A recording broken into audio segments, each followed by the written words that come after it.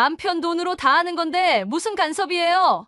그 순간 내 가슴이 얼음처럼 차가워졌습니다. 결혼식장 한복판에서 예비 며느리가 내 이마를 콕콕 찌르며 던진 그 말이 귓가에 맴돌았어요. 평생을 재봉틀 앞에서 새벽 식당에서 보낸 세월이 한순간에 무너지는 기분이었습니다. 하객들의 시선이 따가웠지만 나는 울지 않았어요. 대신 마음속 깊은 곳에서 무언가가 단단하게 굳어지는 걸 느꼈습니다. 그날부터 나는 결심했어요. 이제 진짜 보여줄 때가 왔다고. 사연 시작하기 전 무료로 할 수 있는 구독과 좋아요 부탁드려요. 매일 사연을 찾아주신 고마운 분들께 항상 행복이 가득하시길 바랍니다. 32살 되던 해 가을, 민수 아버지가 세상을 떠났습니다. 교통사고였어요. 아침에 출근하면서 뽀뽀해주고 갔던 사람이 저녁에는 차가운 몸으로 돌아왔어요. 민수는 겨우 5살이었고 나는 하루아침에 홀어머니가 되었습니다. 장례식장에서 돌아온 그 밤 민수가 잠든 모습을 바라보며 나는 다짐했어요. 이 아이만은 아버지 없다는 소리 안 듣게 키워야겠다고. 남부럽지 않게 떳떳하게 키워야겠다고. 그때만 해도 이 다짐이 내 인생의 전부가 될 줄은 몰랐어요. 시어머니는 민수를 시골로 데려가겠다고 하셨지만 나는 고개를 저었어요. 내 아이는 내가 키우겠다고, 남편 없어도 얼마든지 할 수 있다고 말했습니다. 지금 생각해보면 참 무모했어요. 아무것도 모르면서 자신만만했던 거죠. 처음에는 남편이 다니던 회사에서 받은 보상금으로 버텼어요. 하지만 그 돈도 언젠가는 떨어질 거고 민수는 계속 자랄 거였어요. 나는 일을 해야 했습니다. 어머니가 가르쳐 주신 재봉일을 시작했어요. 우리 동네 반찬 가게 아줌마가 소개해준 작은 의류업체에서 미식 일을 맡겼거든요. 한 벌 완성하면 1,000원을 주는 일이었어요. 새벽 4시에 일어나서 민수밥을 해놓고 어린이집 갈 준비를 시켜놓고 재봉틀을 돌렸어요. 드르르르 재봉틀 소리가 아침 정적을 깨뜨리면 민수가 깨서 나를 바라보곤 했어요. 미안한 마음에 재봉틀을 멈추면 민수가 말했어요. 엄마 괜찮아. 나는 엄마 재봉틀 소리 좋아해. 그 말에 눈물이 핑 돌았지만 나는 웃으며 대답했어요. 응, 엄마도 좋아한다고. 하루에 10벌을 완성하면 10,000원이었어요. 20벌을 완성하면 20,000원. 손가락이 아프고 어깨가 결리고 허리가 끊어질 것 같아도 나는 재봉틀을 멈추지 않았어요. 민수가 친구들 앞에서 기죽지 않게 해주고 싶었거든요. 민수가 초등학교에 들어갈 때였어요. 새 가방을 사주고 싶었는데 돈이 부족했어요. 그날 밤 새벽 3시까지 재봉틀을 돌려서 가방 값을 마련했습니다. 다음날 민수가 새 가방을 메고 학교에 가는 뒷모습을 보면서 나는 행복했어요. 비록 내 손가락은 바늘에 찔려서 반창고 투성이었지만요. 그런데 재봉일만으로는 한계가 있었어요. 민수가 클수록 들어가는 돈은 더 많아졌거든요. 학원비, 준비물비, 체험학습비. 끝이 없었어요. 민수가 중학교 2학년 되던 해 나는 큰 결심을 했어요. 작은 식당을 차리기로 한 거예요. 그동안 모은 돈으로 동네 모퉁이에 있는 작은 가게를 얻었어요. 평수로 치면 겨우 10평 남짓한 공간이었지만 나에게는 꿈의 무대 같았어요. 김치찌개와 된장찌개, 그리고 백반 정도만 파는 소박한 식당이었어요. 손님이 많지는 않았지만 하나하나 정성을 다해서 만들었어요. 새벽 4시에 일어나서 육수를 우리고 밑반찬을 준비하고 김치를 담그고 하루 종일 서서 일했어요. 처음에는 손님이 별로 없어서 걱정했어요. 하루에 5명도 안 되는 날이 많았거든요. 하지만 포기하지 않고 계속했어요. 정성을 다해서 음식을 만들면 언젠가는 알아주는 사람이 있을 거라고 믿었어요. 그러던 어느 날 공사장에서 일하는 아저씨들이 몇 명씩 오기 시작했어요. 처음에는 한 분이 오셨는데 김치찌개가 맛있다고 동료들을 데려오신 거였어요. 그분들이 단골이 되면서 조금씩 입소문이 났어요. 민수는 학교에서 돌아오면 식당에서 숙제를 했어요. 가끔 손님이 민수를 보고 이 집 아들이구나 하면서 군것질거리를 사주기도 했어요. 민수는 항상 깍듯하게 인사를 했고 손님들은 참 예의 바른 아이네 하며 좋아했어요. 그런 민수를 보면서 나는 뿌듯했어요. 비록 아버지는 일찍 잃었지만 이 아이는 곱고 바르게 자라고 있다고 생각했어요. 내가 제대로 키우고 있다는 자신감도 생겼고요. 고등학교 때는 대학 준비 때문에 더 힘들었어요. 학원비며 교재비며 정말 돈이 많이 들었거든요. 나는 식당 문을 더 일찍 열고 더 늦게 닫았어요. 새벽 5시부터 밤 9시까지 문을 열어두었어요. 몸은 힘들었지만 마음은 든든했어요. 민수가 열심히 공부하는 모습을 보니까 내 고생이 헛되지 않는다는 생각이 들었어요. 이 아이가 대학에만 가면 그러면 내 역할은 끝나는 거라고 생각했어요. 드디어 민수가 대학에 합격했을 때 나는 정말 기뻤어요. 서울에 있는 좋은 대학이었거든요. 그날 밤 혼자서 소주 한 잔 마시면서 울었어요. 기쁜 눈물이었어요. 내가 해냈구나, 정말 해냈구나 하면서요. 대학 등록금도 만만치 않았지만 나는 기꺼이 감당했어요. 이때까지 온 거 조금만 더 힘내면 되는 거였어요. 민수가 졸업하고 취업하고 결혼하면 그때 나도 조금은 쉴 수 있을 거라고 생각했어요. 민수는 대학교 4년 동안 정말 열심히 했어요. 성적도 좋았고 학과에서도 모범생이었어요. 취업도 어렵다는 요즘 세상에 괜찮은 회사에 들어갔고요. 나는 정말 자랑스러웠어요. 회사에 다닌 지 3년 정도 되었을 때 민수가 말했어요. 소개받은 사람이 있다고 한번 만나보자고. 나는 가슴이 두근거렸어요. 드디어 우리 민수도 좋은 사람을 만났구나. 이제 정말 가정을 이룰 때가 되었구나. 그동안 민수를 위해 살아온 내 인생이었어요. 재봉틀 앞에서 보낸 밤들, 새벽마다 일어나서 육수를 우리던 날들, 손님들을 웃으며 맞이하던 시간들. 모든 게 이 순간을 위한 거였다고 생각했어요. 민수가 좋은 사람을 만나서 결혼하고 예쁜 손자 손녀를 낳아주면 나는 정말 행복할 거라고 생각했어요. 그동안의 고생이 다 보상받는 기분일 거라고요. 그때만 해도 나는 몰랐어요. 내가 지금까지 살아온 방식이 모든 걸 아들을 위해 바치며 살아온 내 인생이 어떤 결과를 가져올지는요. 민수가 그 여자 나리를 처음 데려왔을 때의 기억이 아직도 선명해요. 첫인상은 정말 좋았거든요. 예쁘고 똑똑해 보이고 예의도 바른 것 같았고요. 나는 안도했어요. 우리 민수가 정말 좋은 사람을 만났구나 싶어서요. 하지만 시간이 지나면서 조금씩 이상한 게 보이기 시작했어요. 민수가 나리를 처음 데려온 날을 지금도 생생히 기억해요. 토요일 오후였는데 식당에서 밑반찬을 준비하고 있던 중이었어요. 민수가 전화로 미리 말은 해뒀지만 막상 만날 생각을 하니 가슴이 두근거렸어요. 어떤 사람일까?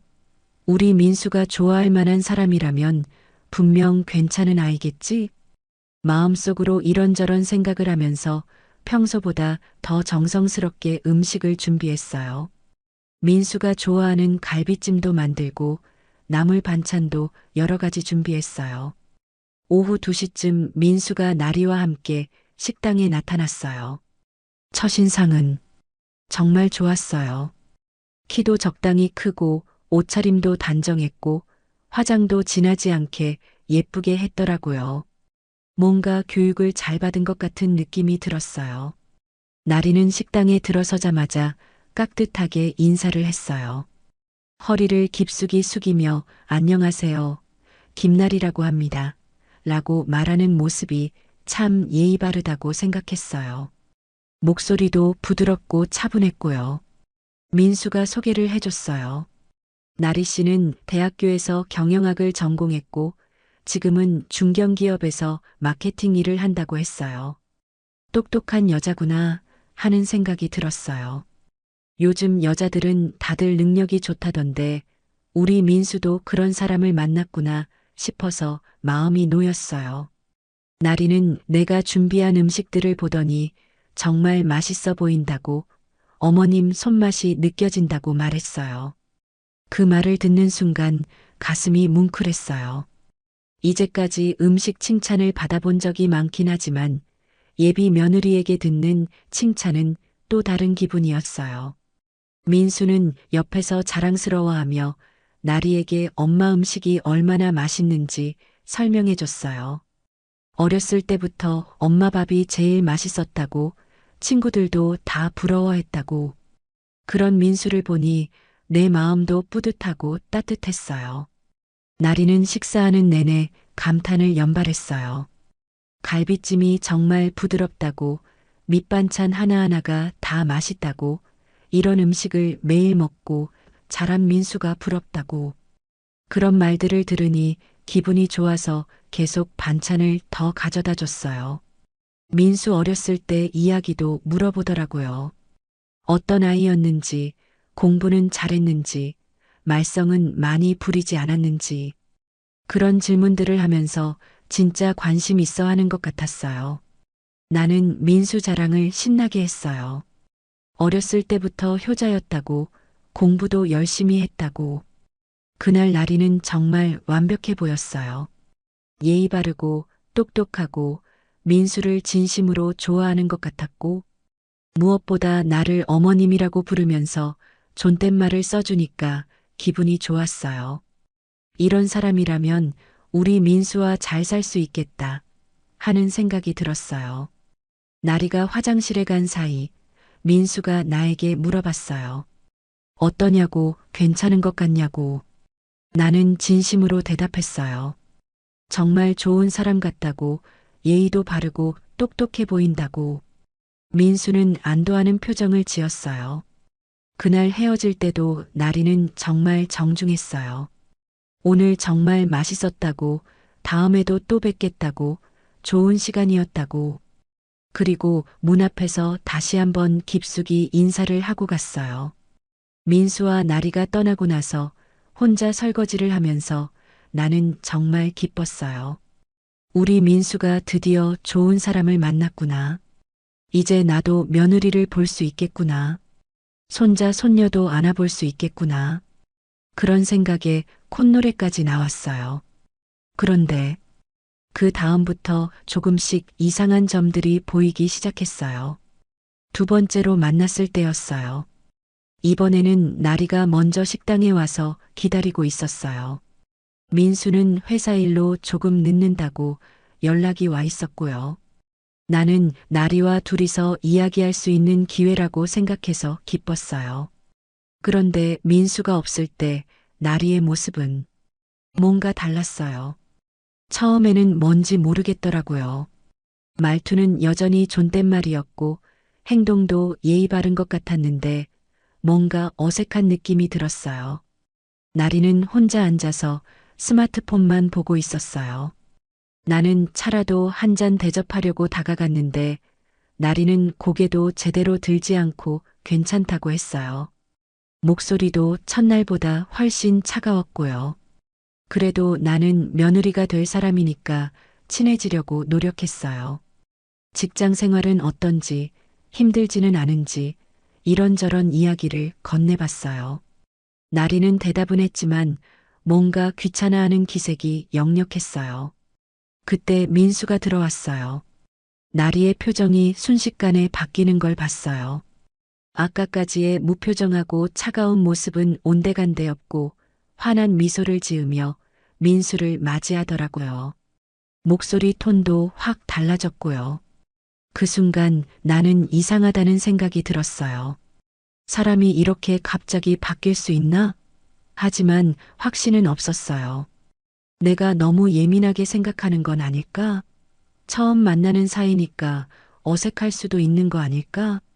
민수와 함께 있을 때 나리는 다시 완벽했어요. 나에게도 친절하게 대하고 음식도 맛있다고 하고 민수 이야기에 재미있어 하고 그래서 나는 아까 내가 본 게 착각이었나 싶기도 했어요. 하지만 이런 일이 한두 번이 아니었어요. 민수가 없을 때와 있을 때 나리의 태도가 확연히 달랐어요. 처음에는 미묘한 차이였는데 점점 그 차이가 커지는 것 같았어요. 민수 혼자 올 때가 있었어요. 회사에서 야근을 해야 한다면서 먼저 와서 밥을 먹고 가더라고요. 나는 그런 민수가 안쓰러워서 더 정성스럽게 음식을 차려줬어요. 그런데 민수가 나리 이야기를 할 때면 나는 점점 혼란스러워졌어요. 민수가 말하는 나리는 정말 완벽한 여자였어요. 상냥하고 이해심 많고 자상하고 하지만 내가 본 나리는 뭔가 달랐어요. 어느 날은 나리가 선물을 가져왔어요. 비싼 건강식품이었어요. 어머님 건강을 생각해서 가져왔다면서 정성스럽게 포장도 해서 가져왔더라고요. 나는 고마워서 깍듯이 인사를 했어요. 하지만 그 선물을 주면서 나리가 한 말이 이상했어요. 어머님도 이제 나이가 있으시니까 건강 관리를 잘 하셔야 한다고 민수 걱정하게 하면 안 되니까 몸조리 잘하라고.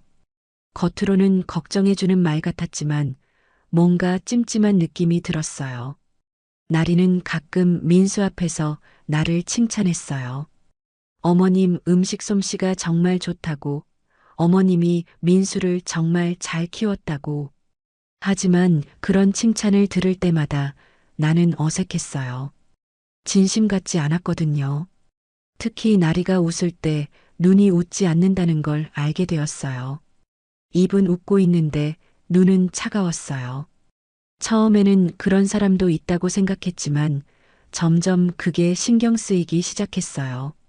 나리는 내가 민수에 대해 이야기할 때 특히 그런 표정을 지었어요. 민수 어렸을 때 이야기, 민수가 얼마나 착한지에 대한 이야기, 민수를 키우면서 힘들었던 이야기들. 그런 이야기를 할 때마다 나리의 표정이 미묘하게 변했어요. 어느 날은 이런 일도 있었어요. 민수가 화장실에 간 사이에 나리가 나에게 말했어요. 민수가 집에 너무 자주 오는 것 같다고, 이제 어른이니까 독립심을 길러줘야 하는 것 아니냐고. 그 말을 들었을 때 나는 당황했어요. 민수는 한 달에 서너 번 정도밖에 안 오는데 그게 자주 오는 건가? 그리고 독립심이라니. 민수는 벌써 혼자 자취하며 잘 살고 있는데. 하지만 나리는 웃으면서 말했어요. 민수 미래를 위해서 하는 말이라고, 어머님도 이해해 주실 거라고. 그리고 민수가 돌아오자 다시 아무 일 없다는 듯이 환하게 웃었어요. 그날 밤 혼자 생각해 봤어요. 내가 너무 예민한 건 아닐까? 나리는 분명 좋은 아이인데 내가 괜한 트집을 잡는 건 아닐까? 민수를 독차지하고 싶어서 며느리를 못마땅하게 보는 건 아닐까? 그런 생각을 하니 미안해졌어요. 나리도 처음이라 어색할 텐데 나까지 차갑게 굴면 안 되겠다 싶었어요.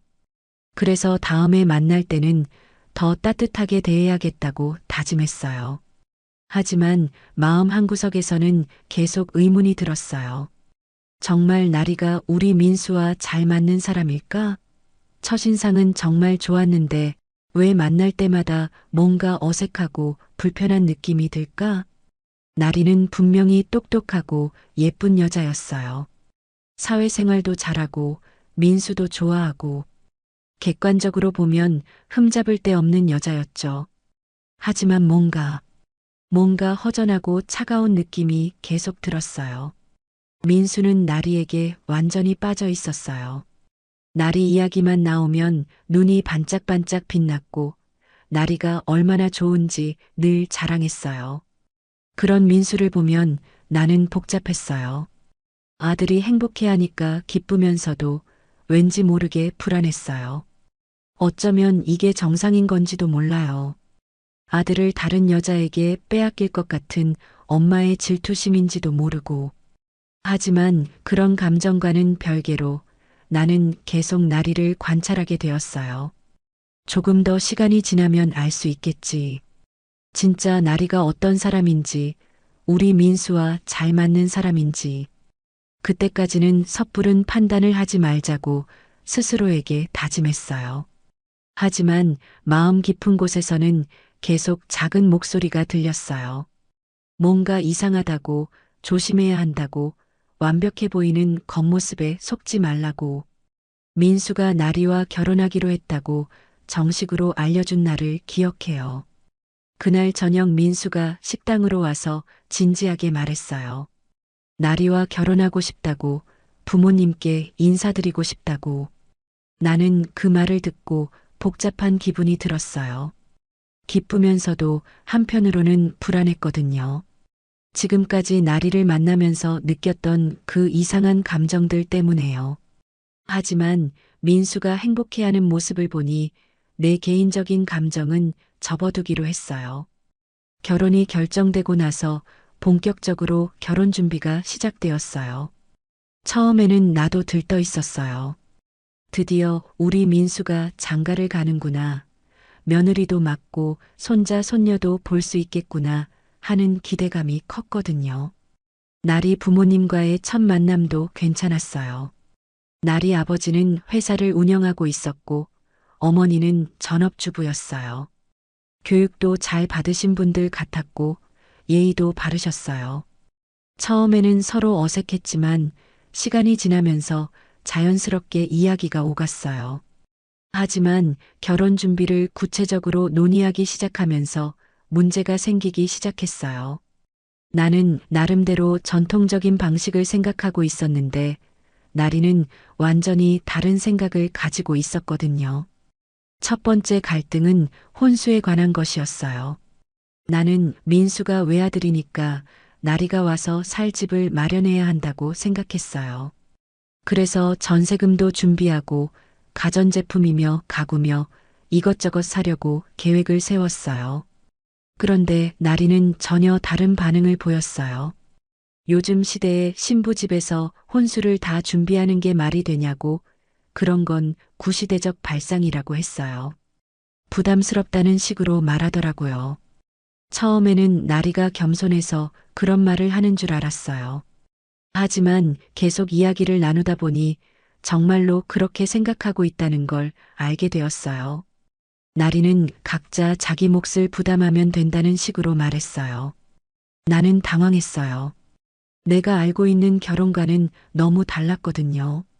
물론 요즘 젊은 사람들이 다르게 생각할 수도 있다고 이해하려고 했어요.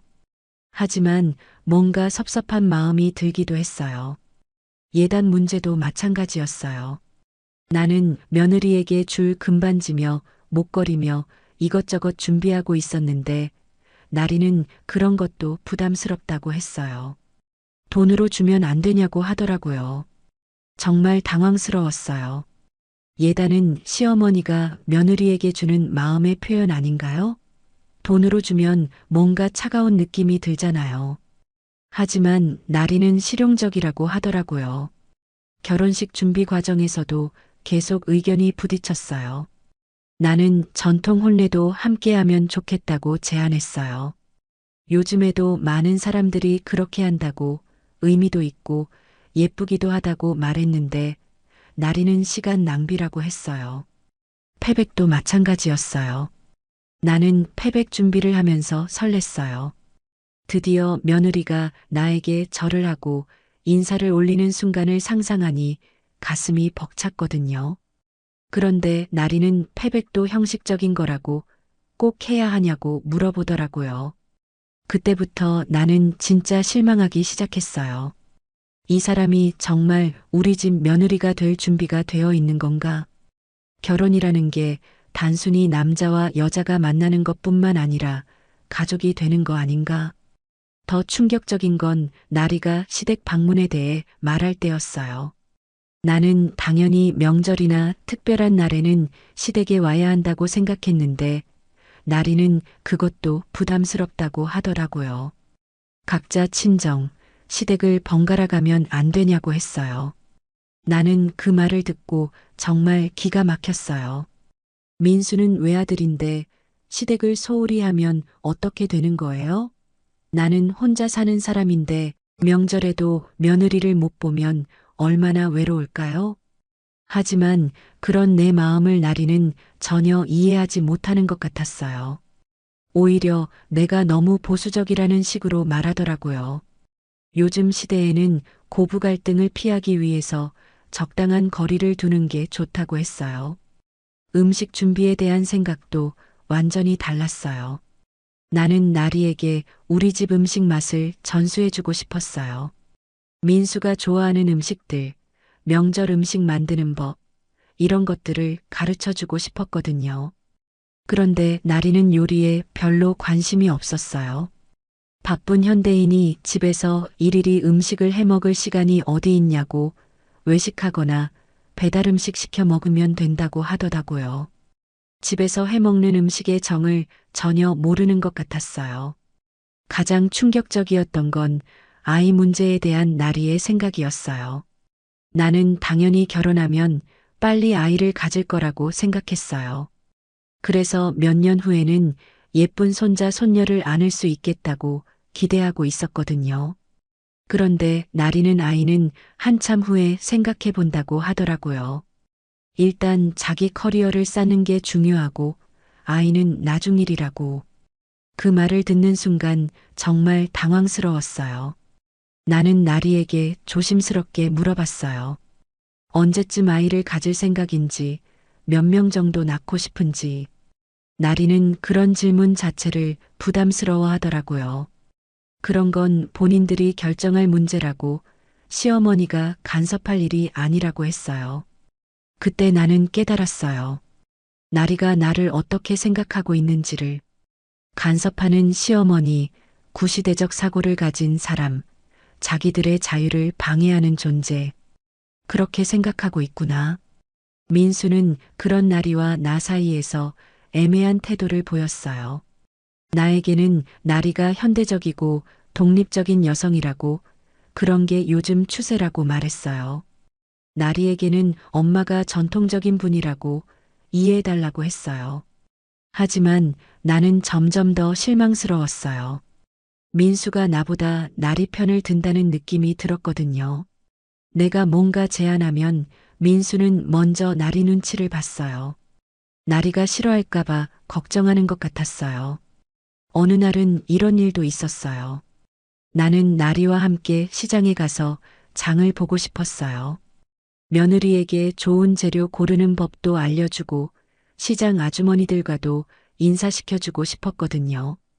그런데 나리는 시장 가는 걸 별로 좋아하지 않았어요. 시끄럽고 더럽다고 마트에서 사면 안 되냐고 하더라고요. 나는 시장에서 사는 재료가 더 신선하고 저렴하다고 설명했는데 나리는 시간 낭비라고 했어요. 그 순간 정말 서운했어요. 나는 나리와 친해지고 싶어서 우리 가족의 일원으로 받아들이고 싶어서 그런 제안을 한 건데 나리는 그런 내 마음을 전혀 이해하지 못했어요. 나리는 종종 내가 제안하는 것들을 요즘 시대에 그런 건 안 해요라는 말로 일축했어요. 그 말을 들을 때마다 나는 내가 꼰대가 된 것 같은 기분이 들었어요. 내가 그렇게 시대에 뒤떨어진 사람인가? 하지만 나는 그게 시대 차이만의 문제가 아니라는 걸 점점 느끼게 되었어요. 나리의 태도에는 뭔가 차가운 면이 있었어요. 가족에 대한 애정이나 정이 느껴지지 않았어요. 나리는 결혼을 마치 사업 계약처럼 생각하는 것 같았어요. 각자의 권리와 의무를 명확히 하고 서로 간섭하지 않고 합리적으로 살아가자는 식으로 그런 게 현대적인 결혼 방식이라고 생각하는 것 같았어요. 하지만 나는 그런 결혼이 과연 행복할 수 있을까 의문이 들었어요. 가족이라는 게 단순히 계약 관계는 아니잖아요. 서로 의지하고 배려하고 때로는 양보하고 희생하면서 만들어가는 게 가족 아닌가요? 나리와 이야기를 나눌 때마다 나는 점점 더 답답해졌어요. 내가 하는 말은 모두 간섭이고 구시대적 발상이라고 여겨지는 것 같았어요. 그러면서 나리는 자기는 자유롭고 독립적인 현대 여성이라고 생각하는 것 같았어요. 특히 나리가 화를 낼 때 모습을 보면 정말 놀랐어요. 평소에는 차분하고 이성적인 척 하다가도 자기 뜻대로 안 되면 급격히 돌변했어요. 목소리 톤도 확 달라지고 표정도 차가워지고 어느 날은 웨딩드레스 얘기를 하다가 나리가 화를 냈어요. 나는 단순히 어떤 스타일이 예쁠 것 같다고 의견을 말했을 뿐인데 나리는 자기 취향은 전혀 고려하지 않고 시어머니 취향만 강요한다고 하더라고요. 그때 나는 정말 당황했어요. 나는 그냥 조심스럽게 의견을 말한 것뿐인데 나리는 그걸 강요라고 받아들였어요. 그리고 화를 내는 모습이 정말 무서웠어요. 평소의 차분한 모습과는 완전히 달랐거든요. 민수는 그런 나리를 달래기 바빴어요. 나에게는 나리가 스트레스를 많이 받고 있다고 이해해달라고 했어요. 하지만 나는 의문이 들었어요.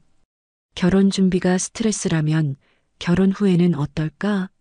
우리 가족이 되어서 함께 살면서도 계속 이런 식으로 할까? 나리의 인성에 대해서도 점점 의구심이 들기 시작했어요. 나리는 자기보다 약한 사람에게는 차갑게 대하는 것 같았어요. 식당에서 아르바이트하는 젊은 아가씨가 실수를 했을 때 나리의 반응을 본 적이 있는데 정말 차가웠어요. 그러면서 민수나 나리 부모님 앞에서는 완전히 다른 모습을 보였어요. 상냥하고 이해심 많고 착한 사람인 것처럼. 그런 이중적인 모습을 볼 때마다 나는 불안했어요. 하지만 민수는 나리에게 완전히 빠져 있었어요. 나리가 좀 까다로울 수는 있지만 그건 완벽주자라서 그런 거고 실제로는 정말 좋은 사람이라고 믿고 있었어요. 내가 아무리 걱정을 표현해도 민수는 들으려 하지 않았어요. 어느 날 밤 나는 정말 심각하게 고민했어요. 이대로 두어도 될까? 민수에게 솔직하게 내 생각을 말해야 하는 건 아닐까? 하지만 그러면 민수와의 관계가 틀어질 수도 있고 나리는 더욱 나를 미워할 수도 있었어요. 결국 나는 조용히 지켜보기로 했어요. 아직 확실하지 않은 상태에서 섣부른 판단을 하면 안 된다고 생각했어요. 혹시 나리가 변할 수도 있고 내가 오해하고 있는 부분도 있을 수도 있으니까요. 하지만 마음 한구석에서는 계속 불안했어요. 정말 이 사람이 우리 민수와 행복하게 살 수 있을까? 이런 가치관을 가진 사람과 가족이 되어도 괜찮을까? 그런 생각들을 하면서도 나는 결혼 준비를 계속했어요. 민수가 행복하다고 하니까 어쩌면 내가 너무 걱정하는 건지도 모른다고 생각하면서요. 하지만 결혼식이 다가올수록 나의 불안감은 더욱 커져만 갔어요. 4회차 결혼식 날의 모욕. 결혼식 당일 아침 나는 새벽 5시에 일어났어요. 평소보다 더 일찍 일어난 건 잠이 안 왔기 때문이었어요. 이상하게 가슴이 두근거리고 불안한 마음이 들었거든요. 거울을 보며 옷을 갖춰 입으면서도 계속 마음이 무거웠어요. 오늘은 우리 민수가 결혼하는 날, 행복한 날이어야 하는데 왜 이렇게 기분이 좋지 않을까요? 혹시 내가 너무 예민하게 생각하는 건 아닐까 하는 생각도 들었지만 마음 깊은 곳의 불안감은 쉽게 사라지지 않았어요. 나는 민수를 위해 특별히 새로 맞춘 한복을 입었어요. 연보라색 저고리에 자주색 치마, 은은하면서도 품이 있어 보이는 한복이었어요. 이 옷을 맞출 때만 해도 얼마나 기뻤는지 몰라요. 우리 민수 결혼식에 입을 한복을 드디어 맞추는구나. 이제 정말 며느리를 맡게 되는구나 하면서요. 웨딩홀에 도착했을 때 이미 많은 사람들이 와 있었어요. 나리 쪽 하객들이 훨씬 많았어요. 나리 아버지 회사 관계자들, 친척들, 나리의 대학 동창들까지. 우리 쪽은 상대적으로 소박했어요. 식당 단골 손님들, 동네 분들, 민수 회사 동료들 정도였거든요. 하지만 그건 중요하지 않았어요. 숫자가 문제가 아니라 마음이 중요한 거니까요. 나는 온 사람들 한 분 한 분께 인사를 드리며 고마움을 표현했어요. 우리 민수 결혼식에 와주셔서 정말 감사하다고, 덕분에 행복하다고. 나리는 드레스를 입고 정말 예뻤어요. 화장도 완벽하게 했고 웨딩드레스도 비싸 보였어요. 객관적으로 보면 정말 아름다운 신부였어요. 사진을 찍을 때도 환하게 웃었고 하객들의 축하 인사도 우아하게 받았어요. 민수도 턱시도를 입고 정말 멋있어 보였어요. 내 아들이지만 정말 잘생겼다는 생각이 들었어요. 그런 민수가 나리와 나란히 서 있는 모습을 보니 한편으로는 뿌듯하기도 했어요. 하지만 결혼식 내내 나는 뭔가 어색한 기분이었어요. 나리가 나를 바라보는 시선이 예전과 달랐어요. 겉으로는 웃고 있었지만 눈빛이 차가웠어요.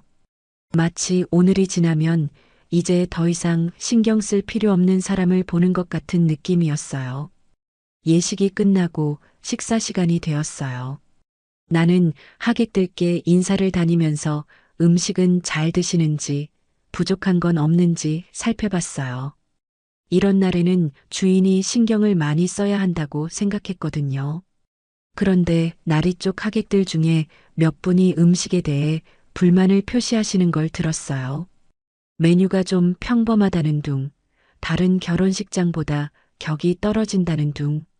그런 말을 들으니까 기분이 상했지만 민수 결혼식이니까 참았어요. 패백 시간이 되었어요. 나는 이 시간을 정말 기다렸어요. 드디어 며느리가 나에게 절을 올리고 정식으로 가족이 되는 순간이니까요. 한복을 곱게 차려입고 정중하게 절을 올릴 나리의 모습을 상상하니 가슴이 벅찼어요. 하지만 나리는 패백을 정말 형식적으로 했어요. 절도 대충하고 표정도 별로 좋지 않았어요. 마치 빨리 끝내고 싶어 하는 것 같았어요.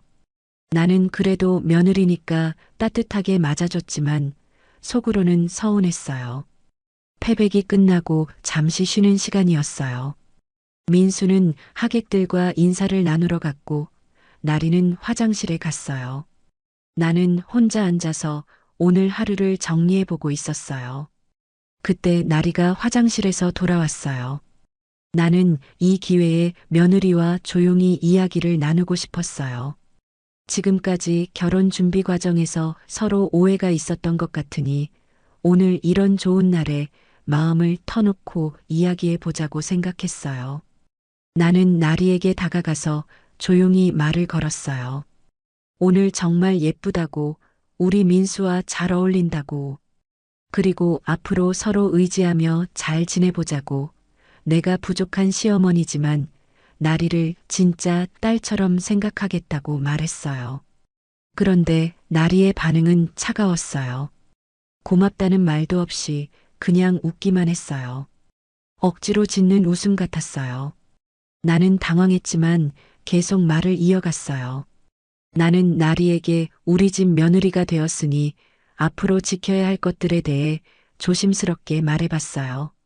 명절에는 시댁에 와야 한다는 것, 민수를 잘 챙겨달라는 것, 아이는 빨리 가져야 한다는 것들을요.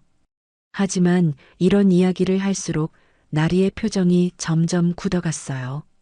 나는 며느리를 위해서 하는 말인데 나리는 그걸 간섭으로 받아들이는 것 같았어요.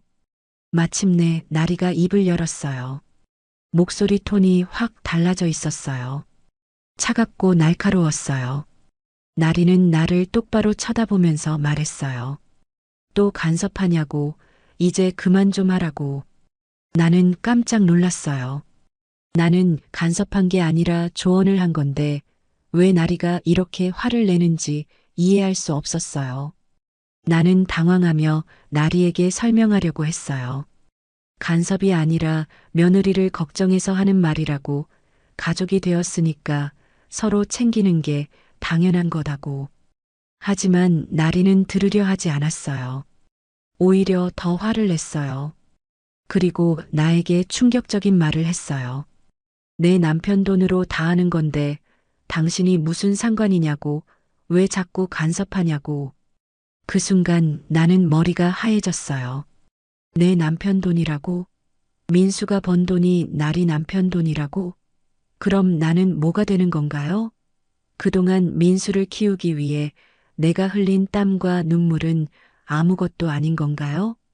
더 충격적인 건 나리가 내 이마를 콕콕 찌르면서 그 말을 했다는 거였어요. 손가락으로 내 이마를 찌르면서 마치 어린아이를 혼내듯이. 그 모습을 하객들이 다 보고 있었어요. 나는 그 순간 온몸이 떨렸어요. 분노인지 수치심인지 모르겠지만 감정이 북받쳐서 어떻게 해야 할지 몰랐어요. 하지만 울지는 않았어요. 절대 울 수 없었어요. 이런 상황에서 우는 모습을 보여주면 더 무시당할 것 같았거든요. 주변 사람들의 시선이 느껴졌어요. 어떤 사람들은 당황한 표정으로 우리를 보고 있었고, 어떤 사람들은 못 본 척하려고 애쓰고 있었어요. 하지만 분명히 다들 봤어요. 며느리가 시어머니에게 저런 식으로 대하는 걸. 나는 나리를 똑바로 바라봤어요. 그 순간 나리의 진짜 모습을 확실하게 본 것 같았어요. 지금까지 감춰왔던 본성이 드러난 거였어요. 예의 바른 척, 착한 척 했던 가면이 벗겨진 거였어요. 나리는 자기가 뭘 했는지도 모르는 것 같았어요. 오히려 당당한 표정으로 나를 보고 있었어요. 자기가 옳다고 생각하는 것 같았어요. 시어머니가 간섭하니까 당연히 그렇게 대할 수 있다고 생각하는 것 같았어요. 그때 민수가 다가왔어요. 분위기가 이상하다는 걸 눈치챈 것 같았어요. 민수는 나리에게 무슨 일이냐고 물어봤어요. 나리는 아무것도 아니라고, 어머님과 이야기를 하고 있었다고 대답했어요. 민수는 나를 보며 괜찮냐고 물어봤어요. 나는 아무렇지 않은 척 웃으며 괜찮다고 대답했어요. 하지만 속으로는 정말 괜찮지 않았어요. 마음이 너무 아팠어요.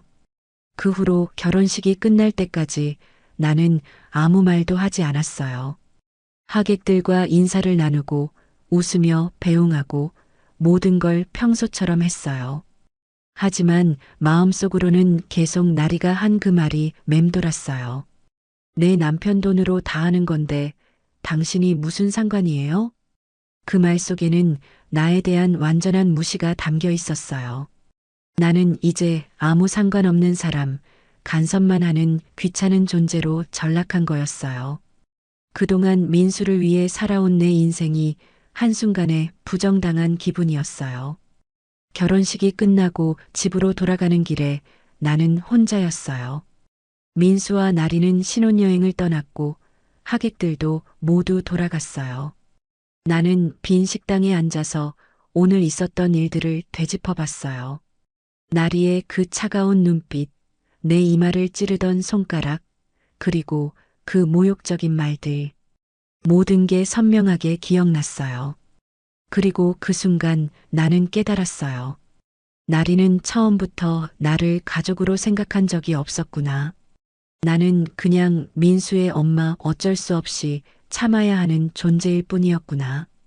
그동안 내가 느꼈던 위화감과 불안감이 모두 맞았던 거였어요. 나리의 이중적인 모습, 차가운 태도, 가식적인 웃음, 모든 게 진짜였어요. 나만 혼자 착각하고 있었던 거였어요. 하지만 가장 충격적인 건 민수의 반응이었어요. 민수는 나리가 나에게 저런 식으로 대하는 걸 보고도 별로 화내지 않았어요.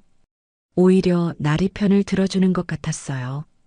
결혼식 날 신부가 스트레스 받지 않게 해야 한다면서요.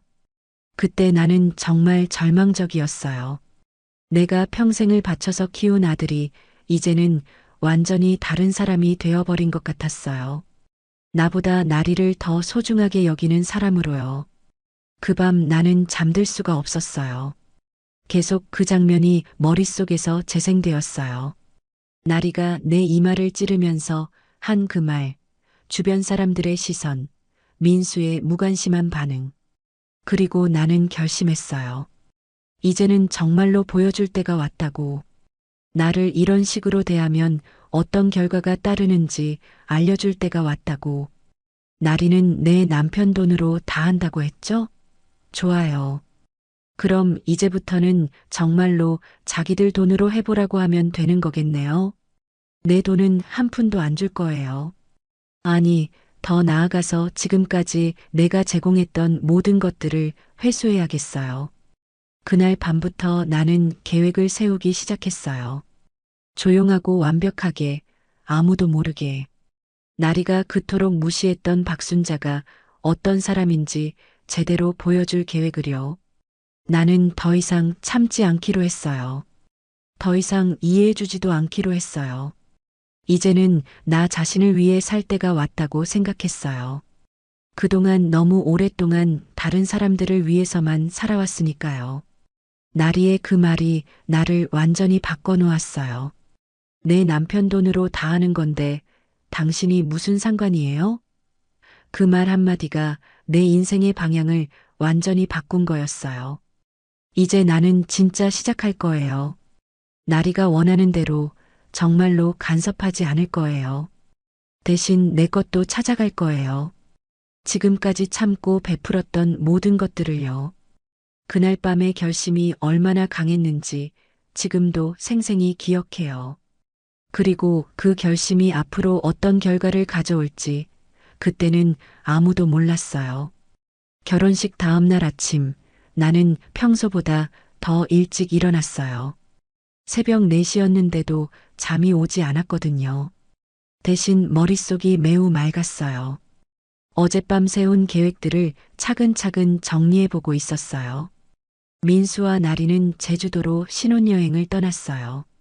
일주일간 머물 예정이라고 했으니 그동안 나는 충분한 시간이 있었어요. 아무도 모르게 조용히 모든 걸 처리할 시간이요. 제일 먼저 한 일은 은행에 가는 것이었어요. 내 명의로 되어 있는 모든 계좌를 확인했어요. 주거래 은행의 VIP실에서 직원과 상담을 받으며 차분하게 이야기했어요. 예금을 모두 정리하고 싶다고 다른 투자처를 알아보고 있다고 말했어요. 직원은 의외라는 표정을 지었어요. 오랫동안 거래해온 고객이 갑자기 모든 예금을 인출하겠다고 하니 당연히 이상했겠죠. 하지만 나는 담담하게 설명했어요. 이제 나이도 있으니 자산 관리를 새롭게 하고 싶다고, 아들이 결혼했으니 내 노후를 위해 다른 계획을 세우고 있다고. 그렇게 해서 첫 번째 계좌의 돈을 모두 인출했어요. 민수 교육비, 결혼 준비금으로 많이 들어갔지만 그래도 상당한 금액이 남아 있었어요. 평생 재봉틀 앞에서 식당에서 모은 돈이었어요. 두 번째 은행, 세 번째 은행도 마찬가지로 처리했어요. 각각 다른 명목으로 설명했지만 결과는 같았어요. 내 명의로 된 모든 예금을 인출하는 것이었어요. 다음은 부동산 문제였어요. 우리가 살고 있는 아파트는 내 명의였어요. 민수 아버지가 돌아가신 후 보험금과 내가 모은 돈으로 산 집이었거든요. 민수는 결혼하면서 나리와 함께 전세로 나간 상태였고 나는 혼자 이 집에서 살고 있었어요. 부동산 중개업소에 가서 매매 상담을 받았어요. 시세를 알아보고 금매로 내놓으면 얼마에 팔 수 있는지 문의했어요. 중개사는 왜 급하게 파시냐고 물어봤지만 나는 개인 사정이라고 대답했어요. 집을 금매로 내놓으면 시세보다 조금 낮게 나가지만 빨리 팔 수 있다고 했어요. 나는 그렇게 하겠다고 결정했어요. 빨리 처리하는 게 중요했거든요. 차량도 마찬가지였어요. 민수가 대학교 다닐 때 중고차를 사줬는데 민수가 회사 다니면서 새 차를 사고 난 후에는 내가 쓰고 있었어요. 오래된 차지만 아직 잘 굴러가는 차였어요. 중고차 매매업소에 가서 차를 팔겠다고 했어요. 업체에서는 차 상태를 보고 가격을 매겼어요. 많은 돈은 아니었지만 그래도 목돈은 되었어요. 이 모든 과정을 진행하면서 나는 놀라울 정도로 차분했어요. 화가 나지도 않았고 슬프지도 않았어요. 그냥 해야 할 일을 담담히 처리하고 있을 뿐이었어요. 변호사 사무실도 찾아갔어요. 혹시 법적으로 문제가 될 만한 부분은 없는지 상담받고 싶었거든요. 변호사는 내 명의로 된 재산을 내가 처분하는 건 전혀 문제 없다고 했어요. 당연한 권리라고 했어요. 그리고 한 가지 더 확인했어요. 민수와 나리가 살고 있는 전세집 보증금을 내가 보태준 부분이 있었는데 그 돈도 회수할 수 있는지 물어봤어요. 변호사는 증빙 자료만 있으면 충분히 가능하다고 했어요. 나는 모든 서류를 꼼꼼히 챙겼어요. 집 매매 계약서, 차량 매매 계약서, 은행 거래 내역서, 모든 걸 정리해서 따로 보관했어요. 나중에 민수가 뭐라고 해도 법적으로 문제 없다는 걸 증명할 수 있도록요. 일주일이 지나고 민수와 나리가 신혼여행에서 돌아왔어요. 민수는 곧바로 나에게 연락을 했어요. 신혼여행 이야기도 해주고 선물도 가져왔다고 했어요. 하지만 나는 바쁘다고 했어요. 식당 일이 있어서 나중에 보자고 했어요. 사실은 아직 모든 절차가 완료되지 않았기 때문이었어요. 집 매매 계약은 끝났지만 잔금 처리가 남아 있었고 다른 정리할 일들도 있었거든요. 민수는 조금 서운해하는 것 같았지만 나는 신경 쓰지 않았어요. 이제는 민수의 기분을 맞춰주는 것보다 내 일을 처리하는 게 더 중요했어요. 며칠 후 모든 절차가 완료되었어요. 집은 팔렸고 차도 팔렸고 예금도 모두 인출했어요. 그리고 그 돈으로 내 이름으로 만든 새로운 계좌를 만들었어요. 민수도 나리도 절대 알 수 없는 계좌를요. 그때서야 민수에게 연락했어요. 식당으로 오라고 했어요. 나리와 함께 오라고 했어요. 중요한 이야기가 있다고 했어요. 민수와 나리가 식당에 왔을 때 나는 평소와 다름없이 웃으며 맞이했어요. 신혼여행은 어땠는지, 재미있었는지 물어봤어요. 나리도 예전처럼 예의 바르게 인사했어요. 하지만 결혼식 때의 그 차가운 눈빛을 나는 잊지 않고 있었어요. 민수가 집 열쇠를 달라고 했어요. 나리와 함께 집에 가서 짐을 좀 가져가고 싶다고 했어요. 신혼집에 필요한 것들이 있다고 했어요. 나는 담담하게 대답했어요. 그 집은 이제 없다고, 팔았다고. 민수는 처음에는 농담인 줄 알았어요. 하지만 내가 진지한 표정으로 매매 계약서를 보여주자 얼굴이 하얘졌어요. 민수가 당황하며 물어봤어요. 왜 갑자기 집을 팔았냐고, 그럼 나는 어디서 살 거냐고.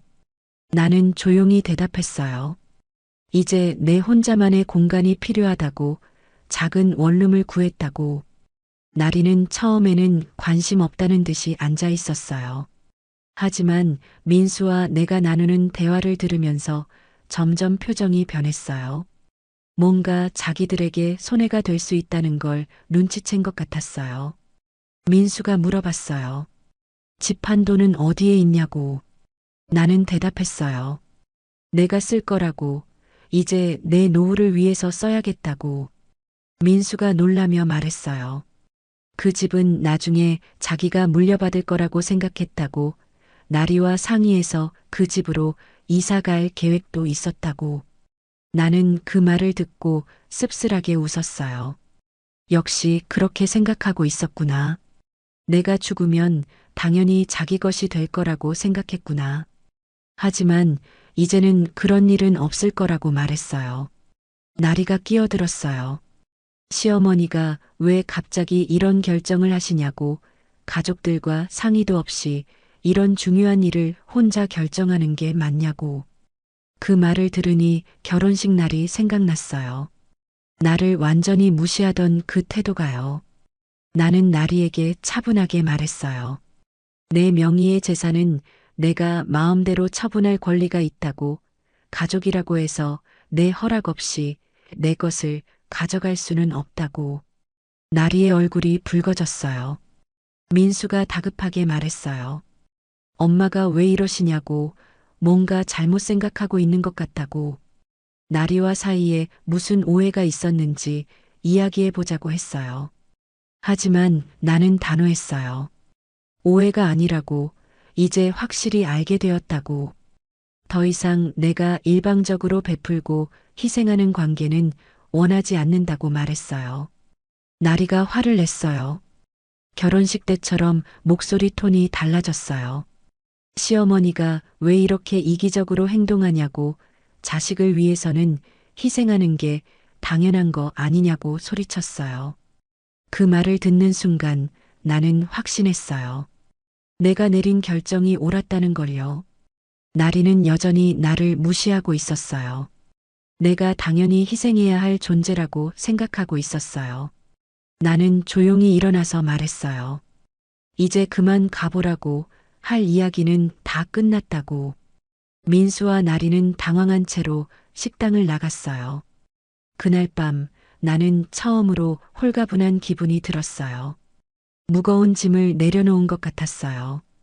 이제 진짜 내 인생이 시작되는 거구나 하는 생각이 들었어요. 며칠 후 민수가 다시 연락을 했어요.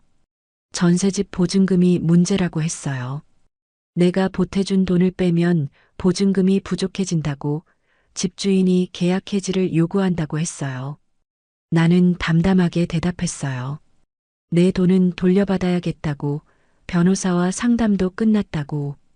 민수는 절망적인 목소리로 말했어요. 그럼 자기들은 어떻게 살라는 거냐고. 나는 마음이 흔들리지 않았어요. 대신 이렇게 말했어요.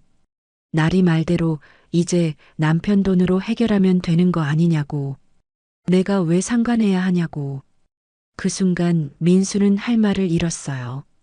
자기 아내가 결혼식 날 나에게 한 말을 기억하고 있었거든요. 나는 이제 정말 자유로웠어요. 더 이상 누구를 위해 희생할 필요도 없고 눈치 볼 필요도 없었어요. 내 이름으로, 내가 원하는 방식으로 살 수 있게 된 거예요. 6회차 알거지가 된 자식들. 민수와 나리가 신혼집에서 쫓겨난다는 소식을 들은 건 일주일 후였어요. 집주인이 보증금 부족을 이유로 계약 해지를 통보했다고 하더라고요. 나는 그 소식을 들으면서도 전혀 마음이 흔들리지 않았어요. 민수가 다급하게 전화를 걸어왔어요. 목소리에 당황과 절망이 섞여 있었어요. 어떻게 하면 좋겠냐고, 도와달라고 했어요. 하지만 나는 차분하게 대답했어요. 이제 어른이니까 스스로 해결하라고. 나는 더 이상 간섭하지 않겠다고. 그 말을 듣고 민수는 한참 동안 말이 없었어요. 아마 내가 정말로 돌아서 버렸다는 걸 그때서야 실감했을 거예요. 지금까지는 엄마가 화가 나도 결국에는 도와줄 거라고 생각했겠지만 이번에는 달랐어요. 나리는 더욱 직접적으로 반응했어요. 며칠 후 혼자 식당으로 찾아와서 따지듯이 말했어요. 시어머니가 왜 이렇게 심하게 나오냐고, 자식들을 길거리에 내몰 생각이냐고. 그 모습을 보니 결혼식 때의 그 거만한 태도는 온데간데 없었어요. 나는 나리에게 똑같은 말로 대답했어요. 남편 돈으로 해결하면 되는 거 아니냐고, 내가 왜 상관해야 하냐고. 나리는 그때서야 자기가 결혼식 날 한 말을 후회하는 것 같았어요. 하지만 이미 늦었어요. 결국 민수와 나리는 임시로 고시원에 방 하나를 얻어서 들어갔어요. 신혼부부가 고시원에서 산다는 게 참 아이러니했어요. 그렇게 현대적이고 독립적으로 살고 싶어 하던 날이었는데 막상 닥치니 현실은 그렇게 호락호락하지 않았나 보더라고요. 민수는 회사에서도 스트레스를 많이 받는 것 같았어요. 집도 없고 차도 없고 신혼 살림도 제대로 차릴 수 없는 상황이니까 당연했겠죠. 동료들 앞에서 체면도 서지 않았을 거예요. 나리는 더 심각했어요. 친구들에게는 여전히 잘 살고 있는 척했지만 실제로는 고시원의 좁은 방에서 남편과 함께 지내야 하는 현실이 견디기 어려웠을 거예요. 특히 자존심이 강한 나리에게는 더욱 힘들었을 거예요. 어느 날은 나리 어머니가 식당으로 찾아오셨어요. 처음에는 정중하게 인사를 하시더니 곧 본론으로 들어가셨어요. 아이들이 너무 힘들어한다고 어른이 좀 봐줘야 하는 것 아니냐고 하시더라고요.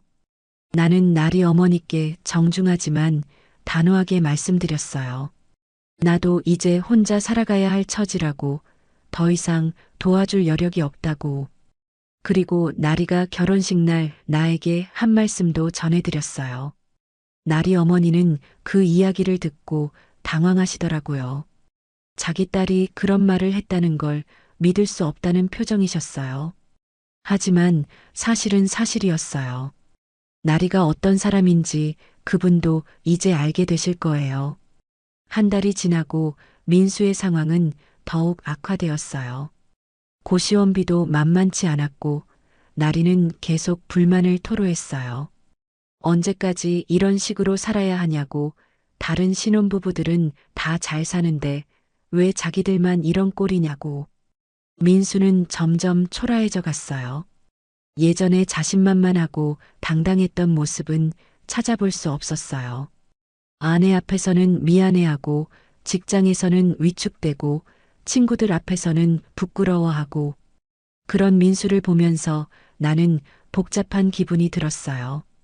물론 마음 한구석에서는 안쓰러운 마음이 들기도 했어요. 내가 키운 아들인데 어떻게 마음이 전혀 안 움직일 수가 있겠어요. 하지만 나는 흔들리지 않았어요. 이것도 민수가 어른이 되기 위해 겪어야 할 과정이라고 생각했어요. 나리는 점점 더 예민해졌어요. 민수에게 화를 내는 일도 많아졌고 시어머니를 원망하는 말도 자주 했어요. 하지만 정작 나한테는 직접적으로 사과하지 않았어요. 자존심 때문인지 아니면 정말로 자기가 잘못했다고 생각하지 않는 건지 모르겠더라고요. 2달째 되던 어느 날 민수가 혼자 식당으로 찾아왔어요. 많이 야윈 것 같았어요. 나는 민수에게 음식을 차려줬어요. 아무리 서운해도 배고픈 아들 앞에서 밥을 안 줄 수는 없었거든요. 민수는 밥을 먹으면서 눈물을 글썽였어요. 나한테 미안하다고, 자기가 잘못 생각했다고 했어요. 엄마가 평생 자기를 위해 희생해온 걸 당연하게 여겼다고, 이제서야 그 소중함을 안다고 했어요. 하지만 나는 민수에게 냉정하게 말했어요. 미안하다고 해서 모든 게 해결되는 건 아니라고, 이제는 정말 어른답게 살아야 할 때라고. 민수는 고개를 끄덕였지만 여전히 도움을 요청하는 눈빛이었어요. 나는 민수에게 마지막으로 한 가지 제안을 했어요. 정말로 뉘우치고 있다면 나리와 함께 나한테 제대로 사과를 하라고. 그리고 앞으로 어떻게 살 건지 구체적인 계획을 세워서 보여달라고 했어요. 민수는 그러겠다고 약속했어요. 나리를 설득해서 함께 사과하러 오겠다고 했어요. 하지만 나는 그게 쉽지 않을 거라는 걸 알고 있었어요. 나리의 성격상 자기 잘못을 인정하고 고개를 숙이기는 어려울 거였어요. 며칠 후 예상대로 민수가 혼자 왔어요. 나리가 함께 오기를 거부했다고 했어요. 아직도 자기는 잘못한 게 없다고 주장한다고 하더라고요. 오히려 시어머니가 너무 심하게 나온다고 생각한다고 했어요. 나는 그 말을 듣고 더 이상 할 말이 없다고 생각했어요. 나리는 끝까지 자기 잘못을 인정하지 않을 사람이었어요. 그런 사람과는 더 이상 가족으로 지낼 수 없었어요. 민수는 절망적인 표정으로 나를 바라봤어요. 그럼 정말 끝인 거냐고, 가족이 이렇게 갈라져도 되는 거냐고 물어봤어요. 나는 담담하게 대답했어요. 가족이라는 건 서로 존중하고 배려할 때 의미가 있는 거라고, 일방적인 희생 위에 세워진 관계는 진짜 가족이 아니라고. 그날 이후로 민수는 한동안 나타나지 않았어요. 아마 나리와 함께 다른 방법을 찾고 있을 거예요. 어쩌면 나리 부모님께 도움을 요청했을 수도 있고요. 하지만 나는 더 이상 그들의 상황에 대해 궁금해하지 않았어요. 대신 나는 내 새로운 삶에 집중하기 시작했어요. 작은 원룸이지만 온전히 내 공간이었고 아무도 간섭하지 않는 자유가 있었어요. 가끔 동네 분들이 물어보셔요. 민수는 어떻게 지내냐고, 손자, 손녀는 언제 볼 거냐고. 나는 담담하게 대답해요. 이제 각자 살아야 할 때가 왔다고, 간섭하지 않기로 했다고. 처음에는 사람들이 이해하지 못하는 것 같았어요. 어떻게 엄마가 자식을 그렇게 냉정하게 대할 수 있냐고 생각하는 분들도 있었어요. 하지만 시간이 지나면서 내 선택을 이해해 주시는 분들이 늘어났어요. 특히 비슷한 경험을 하신 분들은 내 마음을 잘 알아주셨어요. 며느리 때문에 고생하고 계신 분들, 자식들에게 일방적으로 희생만 하다가 무시당한 경험이 있는 분들. 그런 분들은 오히려 내가 용기 있는 결정을 했다고 말씀해 주셨어요. 나는 이제 정말 자유로웠어요. 아침에 일어나서 누구 눈치를 볼 필요도 없고 누구를 위해 밥을 해야 한다는 부담도 없었어요. 내가 하고 싶은 일을 하고 내가 만나고 싶은 사람들을 만나고 내가 원하는 대로 시간을 보낼 수 있었어요. 민수와 나리가 어떻게 지내고 있는지, 그들이 과연 이 상황을 극복할 수 있을지 나는 더 이상 알고 싶지 않았어요. 그것은 이제 그들의 몫이었어요. 원룸으로 이사한 지 한 달이 지났을 때 나는 처음으로 거울을 제대로 들여다봤어요. 언제부터인가 나는 거울을 피하고 있었던 것 같아요. 항상 바쁘다는 핑계로 누군가를 위해 뛰어다닌다는 이유로 정작 내 모습을 돌아볼 시간이 없었거든요. 거울 속에 나는 생각보다 많이 늙어 보였어요. 하지만 이상하게 표정은 훨씬 편안해 보였어요. 그동안 얼마나 긴장하고 살았는지, 얼마나 눈치를 보며 살았는지 그때 깨달았어요. 새로운 집은 정말 작았어요. 민수가 어렸을 때 살던 집의 절반도 안 되는 크기였어요. 하지만 이상하게 답답하지 않았어요. 오히려 포근하고 안전한 느낌이 들었어요. 여기서는 아무도 나를 귀찮게 하지 않았고 누구 눈치도 볼 필요가 없었거든요. 아침에 일어나서 제일 먼저 하는 일이 바뀌었어요. 예전에는 민수 걱정, 식당 걱정부터 했는데 이제는 창문을 열어서 바깥 공기를 마시는 것부터 시작했어요. 그리고 여유롭게 커피를 한 잔 내려 마셨어요. 식당도 정리했어요. 오래된 가게였지만 추억이 많은 곳이었거든요. 하지만 이제는 그 추억들마저 부담스러웠어요. 모든 게 민수를 위한 것이었으니까요. 가게를 다른 사람에게 넘기면서 마음이 홀가분해졌어요. 처음 며칠은 뭘 해야 할지 몰라서 멍하니 있었어요. 평생을 누군가를 위해서만 살아왔는데 갑자기 나만을 위한 시간이 생기니까 어색했어요. 이런 게 자유라는 건가 싶으면서도 막막했어요. 그러다가 우연히 동네 문화센터를 지나가게 되었어요. 벽에 붙어 있는 프로그램 안내를 보다가 미술 수업이 눈에 들어왔어요. 어렸을 때 그림 그리는 걸 좋아했는데 언제부터인가 그런 취미는 사치라고 생각하며 포기했었거든요. 용기를 내서 미술 수업에 등록했어요. 수십 년 만에 붓을 잡아보니 서투르기는 했지만 묘한 즐거움이 있었어요. 아무도 평가하지 않는 그냥 내가 좋아서 하는 일이라는 게 이렇게 기분 좋은 줄 몰랐어요. 수업에 오는 다른 분들도 나와 비슷한 처지였어요. 자녀들이 다 키워놓고 이제야 자기 시간을 갖게 된 분들이 대부분이었어요.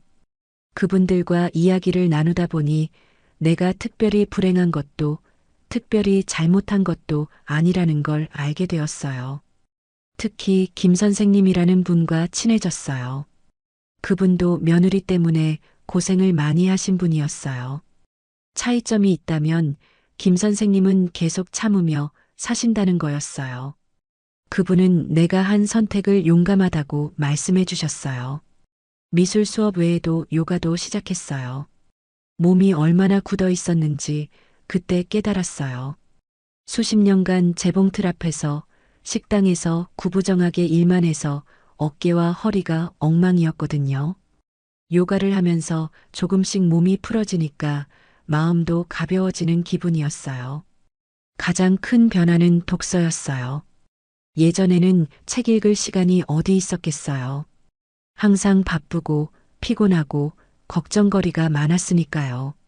하지만 이제는 시간이 많았어요. 도서관에 가서 이런저런 책들을 빌려다가 읽었어요. 처음에는 소설부터 시작했어요. 젊었을 때 읽고 싶었던 책들, 유명하다고 해서 언젠가는 읽어보고 싶었던 책들을 차근차근 읽어나갔어요. 책 속의 다양한 인생들을 보면서 내 인생도 되돌아보게 되었어요. 자기계발서도 읽었어요.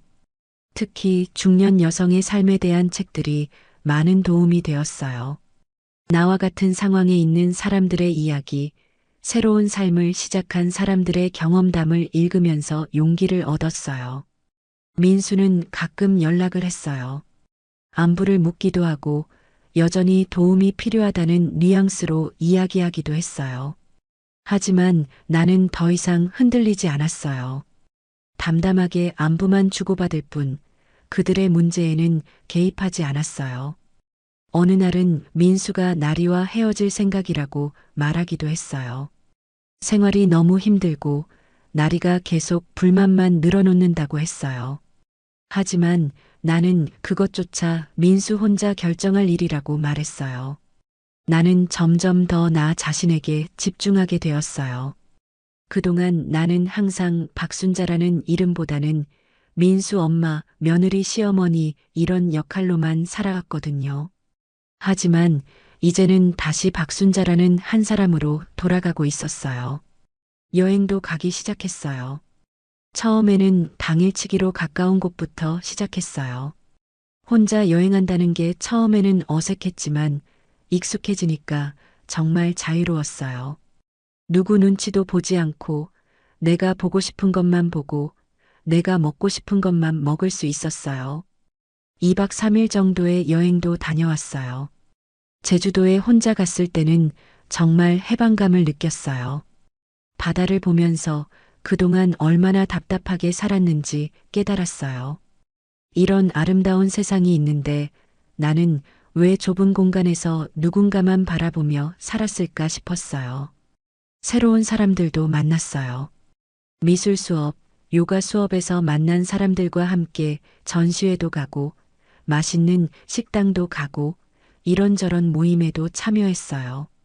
오랫동안 잊고 있던 사교적인 면도 되살아났어요. 특히 박 선생님이라는 분과 자주 어울렸어요. 그분은 남편을 일찍 여의고 혼자 살고 계신 분이었는데 정말 당당하고 자립적이셨어요. 그분을 보면서 나도 이렇게 살 수 있다는 자신감을 얻었어요. 몸매도 달라졌어요. 요가와 산책을 꾸준히 하다 보니 자세도 좋아지고 체중도 줄었어요. 옷도 새로 샀어요. 그동안은 항상 편한 옷, 활동하기 좋은 옷만 입었는데 이제는 예쁜 옷도 입어보고 싶어졌어요. 헤어스타일도 바꿨어요. 수십 년간 똑같은 스타일로 살았는데 미용실에 가서 과감하게 잘라달라고 했어요. 훨씬 젊어 보인다는 말을 듣고 기분이 좋았어요. 가장 큰 변화는 마음가짐이었어요. 예전에는 항상 걱정이 많았어요. 민수는 잘 지내는지, 식당은 잘 돌아가는지, 돈은 충분한지, 앞으로 어떻게 될지 끝없는 걱정들이 있었어요. 하지만 이제는 그런 걱정들이 사라졌어요. 내가 통제할 수 없는 일들에 대해서는 걱정하지 않기로 했어요. 대신 오늘 하루를 어떻게 보낼지, 내일은 뭘 해볼지, 이런 긍정적인 생각들을 하게 되었어요. 사람들이 나를 보는 시선도 달라졌어요. 예전에는 항상 피곤해 보인다, 고생이 많다는 말을 들었는데 이제는 밝아 보인다, 젊어 보인다는 말을 듣게 되었어요. 밤에 잠들기 전에 하루를 정리하는 시간이 가장 행복했어요. 오늘 하루 내가 뭘 했는지, 뭘 느꼈는지, 내일은 뭘 할지 생각하면서 잠드는 게 이렇게 평온할 줄 몰랐어요. 가끔 민수 생각이 나지 않는 건 아니었어요. 하지만 예전처럼 애틋하고 간절한 마음이 아니라 담담하고 객관적인 마음이었어요. 민수도 이제 어른이니까 스스로 잘 해결해 나갈 거라고 생각했어요. 이렇게 8개월 정도 지났을 때 나는 완전히 다른 사람이 된 것 같았어요. 외모도 달라졌고 생각도 달라졌고 하루하루 사는 방식도 완전히 달라졌어요. 그리고 마침내 결정했어요. 더 큰 여행을 떠나기로 한 거예요. 크루즈 여행이었어요. 혼자서 하는 첫 번째 해외여행이기도 했고요. 크루즈표를 예약하면서 나는 설렜어요. 드디어 진짜 자유를 만끽할 수 있을 것 같았어요. 바다 위에서 아무도 나를 아는 사람이 없는 곳에서 오직 나만을 위한 시간을 보낼 수 있을 거라고 생각했어요. 그때 나는 확신했어요. 내가 내린 선택이 옳았다는 것을, 그리고 이제 진짜 내 인생이 시작되었다는 것을. 크루즈선에 올라탄 순간 나는 정말로 모든 것을 뒤로 한 기분이었어요. 육지가 점점 멀어지는 걸 보면서 마음이 홀가분해졌어요.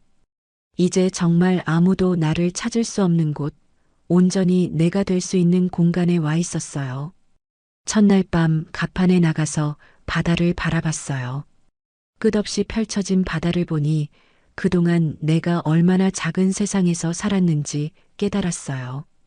민수만 바라보고 식당만 생각하고 그 좁은 울타리 안에서만 맴돌았던 지난 날들이 참 안쓰럽게 느껴졌어요. 크루즈에는 정말 다양한 사람들이 타고 있었어요. 신혼부부들, 가족 단위 여행객들, 그리고 나처럼 혼자 온 중년 여성들도 꽤 많았어요. 처음에는 혼자라는 게 어색했지만 시간이 지나면서 오히려 그게 장점이라는 걸 알게 되었어요. 혼자이기 때문에 누구와도 자유롭게 이야기할 수 있었어요. 식당에서 옆자리에 앉은 분과 자연스럽게 대화를 나누기도 하고 갑판에서 우연히 만난 사람과 인생 이야기를 하기도 했어요. 이런 자유로운 만남이 이렇게 즐거운 줄 몰랐어요. 둘째 날 아침 일찍 일어나서 일출을 보러 갔어요. 바다 위로 떠오르는 해를 보는데 눈물이 날 것 같았어요. 아름다움에 대한 감동이기도 했고 내가 이런 순간을 맞이할 수 있게 되었다는 것에 대한 감사함이기도 했어요.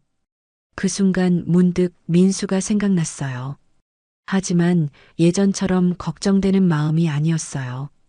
민수도 언젠가는 이런 아름다운 순간들을 만끽할 수 있기를 바라는 마음이었어요. 그러려면 먼저 스스로 일어서야겠지만요. 크루즈에서 만난 한 분이 인상적이었어요. 70대 초반의 일본 할머니셨는데 혼자서 세계 여행을 다니고 계셨어요. 그분은 60대에 남편을 여의고 그 후로 20년 넘게 혼자 살면서 세상 곳곳을 다니고 있다고 하셨어요. 그분과 이야기를 나누면서 많은 것을 배웠어요.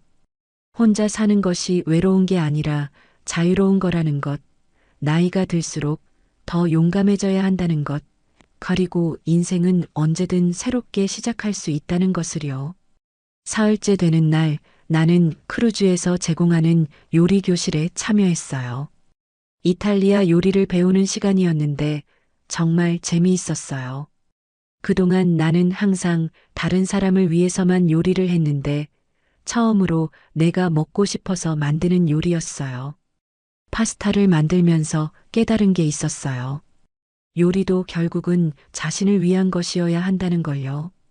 누군가를 위해 억지로 만드는 음식은 아무리 정성을 들여도 진짜 맛이 나지 않아요. 하지만 자신이 즐기면서 만드는 음식은 자연스럽게 맛있어져요. 넷째 날 저녁 크루즈에서 작은 콘서트가 열렸어요. 클래식 음악 공연이었는데 정말 오랜만에 음악에 집중해서 들었어요. 그동안은 항상 뭔가 다른 일을 하면서 다른 걱정을 하면서 살았는데 그날은 온전히 음악에만 빠져 있었어요. 음악을 들으면서 내 인생을 되돌아봤어요. 민수 아버지와 만나서 사랑했던 시절, 민수를 낳아서 키우던 시절, 혼자서 모든 걸 감당해야 했던 힘든 시절들. 그 모든 시간들이 지금의 나를 만들었구나 하는 생각이 들었어요. 그리고 깨달았어요. 그 시간들이 결코 헛되지 않았다는 것을요. 민수를 키우면서 배운 인내심, 식당을 운영하면서 기른 강인함, 혼자서 모든 걸 해결하면서 얻은 독립성. 이 모든 것들이 지금의 나를 가능하게 했어요. 마지막 날 아침, 나는 다시 갑판에 나가서 바다를 바라봤어요. 이제 곧 육지로 돌아가야 했지만 마음은 전혀 무겁지 않았어요. 오히려 기대가 되었어요. 새로운 나로 돌아가서 어떤 삶을 살게 될지가요. 그때 휴대폰에 메시지가 왔어요. 민수였어요. 엄마가 보고 싶다고, 정말 많이 반성하고 있다고, 나리와도 많은 이야기를 나눴다고 했어요. 그리고 마지막에 이런 말이 있었어요. 엄마가 옳았다고, 이제야 그걸 안다고. 나는 그 메시지를 보고 미소를 지었어요. 민수가 드디어 깨달았구나 싶었어요. 하지만 그렇다고 해서 예전으로 돌아갈 생각은 없었어요. 민수는 민수대로, 나는 나대로 각자의 인생을 살아가야 해요. 대신 민수에게 짧은 답장을 보냈어요. 잘 지내고 있다고, 민수도 건강하게 지내라고. 그리고 진짜 어른이 되고 싶다면 스스로 일어서라고 했어요. 크루즈에서 내리면서 나는 다짐했어요. 이제부터는 정말로 내 이름으로 살겠다고. 박순자라는 한 사람으로, 누구의 그림자가 아닌 나 자신으로 살겠다고. 집으로 돌아와서 거울을 봤어요. 일주일 전과 비교해서 크게 달라진 건 없었지만 뭔가 다른 느낌이었어요. 눈빛이 더 맑아졌고 표정이 더 평화로워 보였어요. 그날 밤 나는 일기를 쓰기 시작했어요. 오랫동안 쓰지 않았던 일기를 다시 시작한 거예요. 첫 페이지에 이렇게 썼어요. 오늘부터 박순자의 진짜 인생이 시작됩니다. 며칠 후 민수가 전화를 걸어왔어요. 목소리가 많이 달라져 있었어요. 예전처럼 응석 부리는 톤이 아니라 진짜 어른의 목소리였어요. 민수는 나에게 진심으로 사과했어요. 그리고 이제 정말 독립해서 잘 살아보겠다고 약속했어요. 나리도 바뀌었다고 했어요. 이 모든 일을 겪으면서 자신이 얼마나 이기적이었는지 깨달았다고, 진짜 가족의 의미를 배우고 있다고 했어요. 물론 아직 완전히 믿을 수는 없었지만 변화의 시작이라고 생각했어요. 하지만 나는 더 이상 그들의 변화에 내 행복을 걸지 않았어요. 그들이 잘 되면 다행이고 그렇지 않더라도 나는 내 길을 가겠다고 마음먹었어요.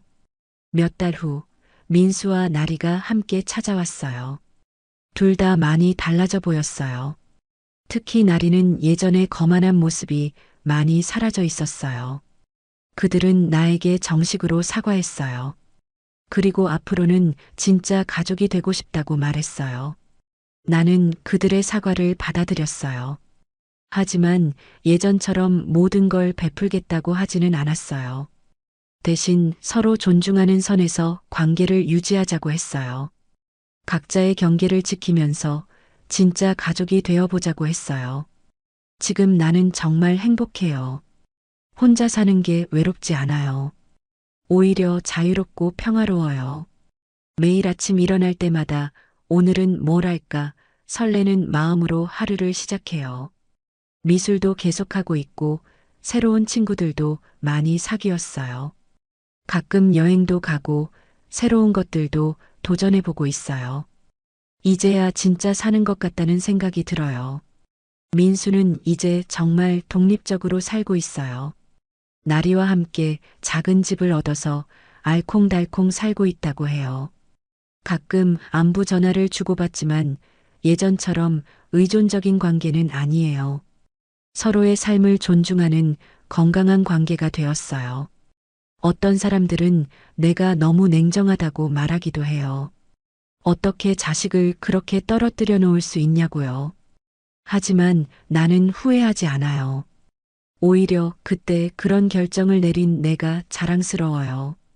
진짜 사랑이라는 건 무조건적인 희생이 아니라 서로를 존중하고 독립적으로 살 수 있게 도와주는 거라고 생각해요.